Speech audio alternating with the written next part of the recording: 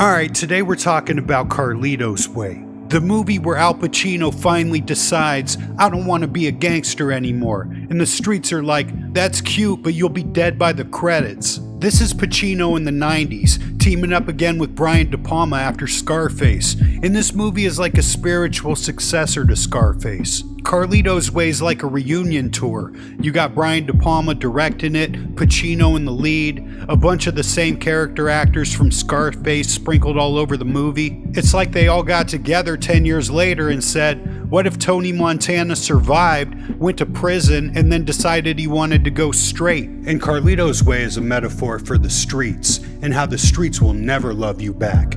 No matter how many people you put on, no matter how many people you make rich, the streets will turn on you at the drop of a hat. Carlito's Way plays like an anti-Scarface. In Scarface, he wants everything, more and more and more until it buries him. In Carlito's Way, he's a guy who doesn't want anything anymore. He wants out. He wants peace. But the irony is, both movies end the exact same way. Pacino's character gets gunned down because the life doesn't let you walk. Carlito Brigante is a guy trying to do the impossible, retire from the game. He's fresh out of prison, older, wiser, reinvigorated, rehabilitated, and soon to be relocated. And the main problem is, as soon as Carlito gets out of jail, he goes straight to the place that put him in jail. He's hanging around the same people. It's like the definition of insanity. You do the same thing over and over, expecting different results. And Carlito's main problem is he feels he owes the street something. Buddy, you don't owe them anything. You need to get out of Dodge and never look back. He just wants to live a quiet, peaceful life and run off to the Bahamas and bang Penelope Ann Miller in peace. But life doesn't work like that. Once you're in, and there's no getting out. Blood in, blood out. And once Carlito's out, he's hanging around his nephew, who's a complete dipshit who drags him into the dumbest pool hall shootout of all time. This kid thinks he's Scarface, but he's a fucking idiot. And Carlito, being loyal to family, tags along. And suddenly it's like Reservoir Dogs meets Three Stooges. Guns everywhere, bodies dropping, blood on the billiard tables. And Carlito's standing there like, I just got out of prison and this is how you assholes welcome me back? Carlito's trying to detach and break free, but the people closest to him are the ones chaining him back to the life. His idiot nephew is basically a metaphor for the streets themselves. Young, reckless, and stupid, and incapable of learning from the past. And you can feel Carlito's frustration. Long away are the days when he was power-hungry and hot-headed. He's tired, lonely, and he's watching his chances at redemption vanish one dumb decision at a time. And this pool hall scene sets the tone. He can't outrun this world. And Carlito's big dream is to run a nightclub and fade into the background, like a retired gangster should. But here's the thing, Carlito can't sell that vision to anyone. Not to his crooked lawyer, not to the old guys in his crew like Pachanga, and especially not to Gail, the woman he burned years ago. And Gail isn't the picture of stability herself. She's a white stripper with a soft spot for Latin guys and Latin dancing. She's drawn to that world of danger, the same way Carlito's drawn to her while he's trying to pretend he's not still knee-deep in the life. She represents his dream of normalcy, of escape. During the day, she teaches ballet to kids. He wants to run a nightclub, and in Carlito's mind, that's as close as he'll ever get to be legit. But the irony is, his idea of going straight still revolves around his old life. He's got the same cast of characters around, the same people he went to jail for in the beginning. It's like a recovering alcoholic saying, I'm sober now, I just own a liquor store. And Carlito's fatal flaw is, he believes that just because he wants to change, the people around him are gonna magically change too. Like Pachanga, he's been riding Carlito's coattails his whole life, but even Pachanga starts giving Carlito the side eye as soon as he starts talking about being legit. Pachanga doesn't know any other way. For him, it's all about the image and rep. When Carlito was the man pushing kilos, Pachanga was just happy to be known as the right-hand man of Carlito. But now Carlito wants to go straight. That doesn't help Pachanga's rep. And Carlito's old crew become easy pickings for the new up-and-comer named Benny Blanco from the Bronx. I wonder if he knew Calogero. And Benny Blanco is young, hungry, all flash and ambition. Basically Carlito 10 years earlier. And instead of seeing Benny as a reflection in the mirror, Carlito treats him like dirt. gives him the cold shoulder, shuts him down. It's pure arrogance and ignorance. Carlito thinks Benny's just another punk in a loud shirt who'll fade away, but Benny's sitting there watching, clocking every disrespect. But the tragedy is Carlito wants to escape the streets, but he runs his legit nightclub like it's just another block corner. He thinks that he can get everything he wants just based on his past rep.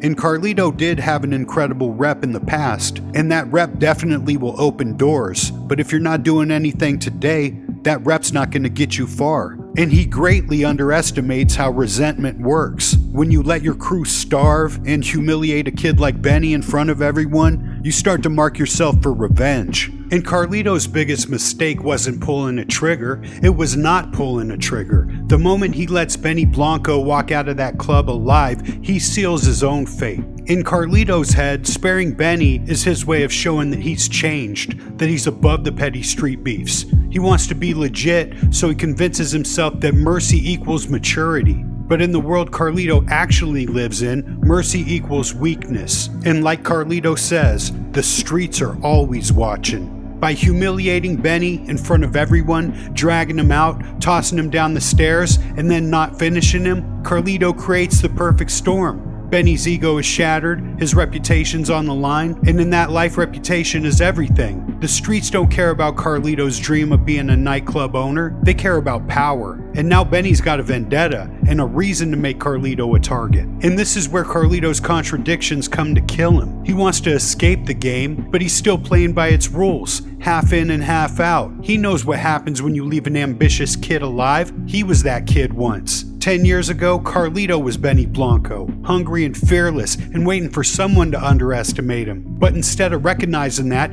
Carlito thinks he can rise above it. In reality, sparing Benny isn't compassion, it's arrogance, it's hubris. Carlito assumes he's untouchable just because of his old reputation, and Benny's too small time to even matter. But the kid's not going away, and now Carlito's walking around with a target on his back. And while all this is happening, you have Carlito's lawyer, David Kleinfeld, and he's one of the sleaziest, most tragic characters in Carlito's way. When Carlito was locked up, Kleinfeld got addicted to the life and started thinking he was a wise guy. By the time Carlito gets out, Kleinfeld's just playing gangster dress-up, coked out and way over his head. This guy is such a jabroni, he rips off $1 million from the mob boss, and instead of paying them back, he devises a plan to kill him and make Carlito an accomplice. He falls in love with the performance of gangsterdom without ever respecting the rules of it. And Kleinfeld doesn't see Carlito as a friend. He sees Carlito as a weapon, muscle, a bodyguard with credibility. Carlito's the insurance policy that keeps him alive while he plays gangster. And Carlito, desperate to prove he's changed, sticks around thinking he's helping an old friend. But Kleinfeld is rotten to the core. He's not just using Carlito, he's setting him up. He knows the walls are closing in with the mafia, and his escape plan is simple. Drag Carlito down with him, then flip to the feds. Kleinfeld gave up Carlito to anybody that was listening. He put it all on him, and he thought he could turn state's evidence and get away with it. But the mob ain't playing that shit, they get him in the hospital. So Kleinfeld's betrayal sets up a whole domino effect. And now Carlito is on the radar of the mob, and they don't give a fuck if Carlito's trying to go straight. They need answers. And also check out the sweet cameo from Johnny Boy Soprano. So Carlito does what any desperate man does. He runs, tells Gail to meet him at the train station, ready to disappear forever. It's supposed to be his clean break, his last stand against the world that won't let him leave. And for a second you believe he might pull it off. He's having to shoot out with the Italian guys, barely making it out unscathed. But the streets don't forgive, and they definitely don't forget. Benny Blanco, the kid Carlito spared, he shows up at the last minute, and not just Benny, Pachanga, Carlito's right-hand man, the guy who's been by his side since day one, switches sides in an instant. Loyalty is gone. The second Carlito looks vulnerable, Pachanga's holding the door open for Benny to take his shot. And in the end, Carlito, the guy who wanted nothing more than to escape, is killed by his own mistakes, by sparing Benny, by trusting Pachanga. And it's the purest cinematic metaphor for one cold truth. The streets don't love you back. Carlito does his time, gets a second chance, swears off the life, and even builds a clean hustle, running a nightclub. dreaming of an escape with Gail. On paper, it's the redemption arc every gangster thinks they're owed. But here's the thing, the streets don't hand out redemption arcs, they bury you with them. Every move Carlito makes proves the streets don't care about your good intentions. He keeps Pachanga around out of loyalty, that loyalty gets him set up. He shows mercy to Benny, that mercy gets him killed. He tries to help his coked out lawyer Kleinfeld, and that friendship nearly drags him back into prison. And the irony is, all the things that Carlito learned in jail, turning over a new leaf, learning from his mistakes, all got him killed. Because the streets don't care how noble your intentions are. If you play the game keeps your receipt. And that's Carlito's way in a nutshell. You could redeem yourself, completely change, but you'd probably still be alive and have a better life if you stayed a criminal. So as a lesson to everyone, all the children that watch Carlito's Way, nice guys finish last. But I love this movie. This movie has incredible quotes and incredible scenes. It's not as good as Scarface, but it holds up really good. It's one of my favorite movies, and I always had a soft spot in my heart for it. I saw this movie when it first came out. I must have been like 9 or 10. And honestly, when I was a kid, I liked any movies that had a little bit of boobage in it, and this movie did. So it got the thumbs up from me. But yeah, tell me some of your favorite scenes, some of your favorite quotes. Some of my favorite quotes, of course, are, "I'm reloaded. You think you big time? You gonna fucking die big time. Here comes the pain." And of course, the interaction between Benny and Carlito. "Maybe you don't remember me. My name is Benny Blanco. Maybe I don't give a shit. Maybe I don't remember the last time I blew my nose either. Who the fuck are you? Well, you think you like me? You a punk.